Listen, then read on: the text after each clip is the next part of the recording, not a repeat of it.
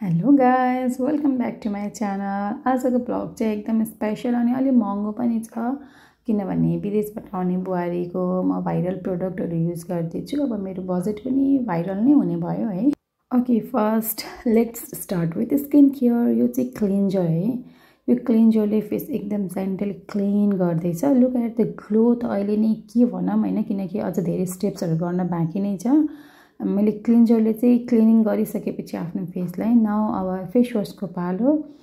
यो चाहिँ रिसेन्टली टिकटकमा धेरै भाइरल भएको प्रडक्ट हो। स्मेल पनि सो फ्रेस। हजुरले चाहिँ टिकटकभरि हेर्नुभयो होला। अनुवाको प्रोडक्ट हो यो। अघि मैले अनुवाकै क्लिन्जरले युज गरेको थिएँ अनि अहिले चाहिँ अनुवाकै फेस वास युज गर्दैछु। यो फेस वासले चाहिँ मैले फेस अब एकदम राम्रोसँगले सफा गर्दैछु होइन। अब जति पनि डट्सहरू छ निस्कोस्, हेरौँ न निस्किन्छ कि। अब महँगो प्रोडक्ट हो, सबै फोहोर त निकाल्ला नि भन्ने जोस जाँगरमा चाहिँ म, मेरो बुहारी र मेरो भाइ हामी तिनैजना मिलेर चाहिँ फेस वास गर्दै थियौँ। अब मैले फेस वास गरिसकेपछि स्क्रबको पालो। स्क्रब चाहिँ माइल्ड छ है, एकदम सफ्ट फिल हुँदैछ, अलिकति पनि हार्स फिल भइरहेको छैन। अब चाहिँ स्किन ब्राइट हुने हो कि होइन। अब यति जोर जोरले मैले फेस स्क्रब गरेको थिएँ कि मेरो बुहारीले पनि भन्यो फ्रीमा पाएँ भन्दैमा यत्रो डरले जस्ट जोक है। अब स्क्रब गरिसकेपछि चाहिँ हामी टोनरमा आयौँ। यो चाहिँ टोनर, यो पनि टिकटकमा भाइरल भएको टोनर नै हो। Rice toner, Korean rice toner. त्यही माथि पनि कोरियन भन्ने बित्तिकै अहिले यति महँगो छ, हजुरलाई त सबलाई थाहा छँदै होला होइन। अनि यो कोरियन राइस टोनर लगाएपछि चाहिँ म ओहो अब चाहिँ म अलिक गोरी भएँ कि भनेर म भाइलाई देखाउँदैछु। भाइ त गोरो कि म गोरो भएँ भनेर चाहिँ देखाउँदैछु होइन। अनि यो टोनरलाई मैले चाहिँ अब सुक्न दिएँ एकछिन। अनि अब सिरम टाइम। यो पनि सेम भाइरल सिरम हो। अब भाइरल भनेपछि त ट्राई गर्नै पर्यो नि। लाइट वेट छ, स्किनमा एकदम राम्रोसँगले एब्जर्ब भयो मेरो फेसलाई है। अब ग्लो गर्ल मोडलमा जाने हो कि क्या हो। सबै product are too good, but यसको प्राइस सुन्दा ओ माई गड, मेरो हार्टबिट पनि भाइरल नै हुन्छ जस्तो लाग्यो। यस्तो प्रोडक्ट युज गर्दा त मेरो पकेट पनि हुन्छ। ओ माई गड, म सक्दिनँ। बट फर्स्ट टाइम मैले ट्राई गरेको, मलाई चाहिँ एकदम मन पर्यो होइन। अनि अब त्यो सिरम युज गरिसकेपछि यो day cream, I don't know अब कुन क्रिम हो, बट कोरियन नै ब्रान्डको डे क्रिम हो। यो पनि लाउँदा त कस्तो राम्रो ग्लो गरेको थियो, मलाई यस्तो मन परेको थियो होइन। यति राम्रो लागिरहेको थियो।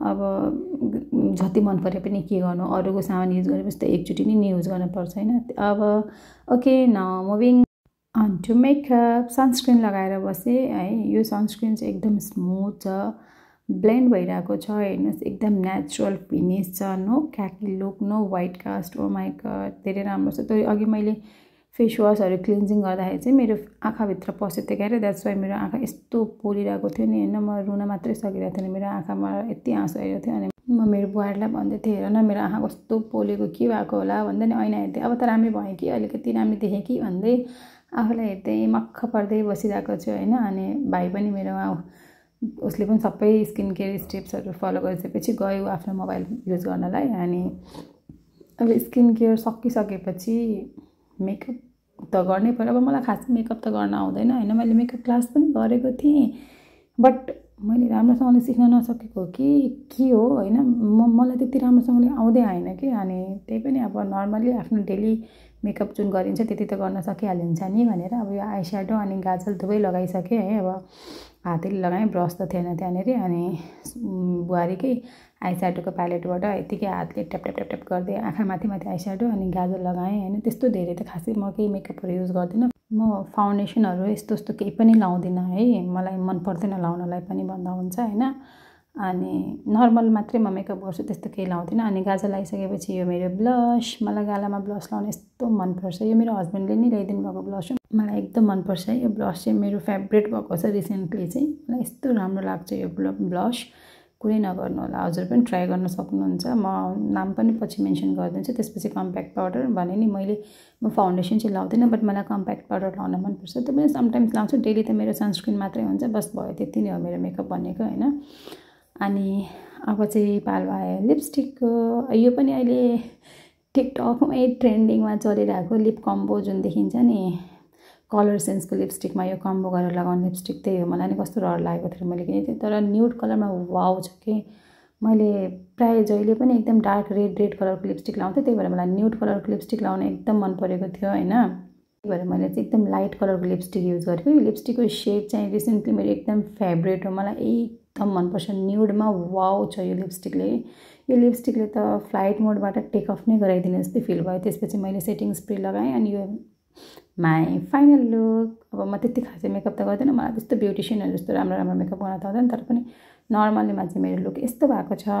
आफैले आफैलाई हेरेर चाहिँ वाउ भनिरहेको छु। अब थाहा छैन हजुरलाई कस्तो लाग्छ, त्यही पनि मैले चाहिँ यत्तिकैको मेकअप जाने यत्तिकैको गरेँ है। आजको मेकअप ब्लग सक्यो। Thank you so much for watching my vlog. तपाईँहरूको सपोर्ट नै मेरो सबैभन्दा ठुलो प्रेरणा हो। अरू पनि रमाइला भिडियोहरू लिएर चाँडै आउनेछु। हजुरहरूलाई मेरो भिडियो कस्तो लाग्यो, मन पर्यो भने लाइक, सेयर र सब्सक्राइब गर्न नबिर्सिनु होला। Thank you so much. By by.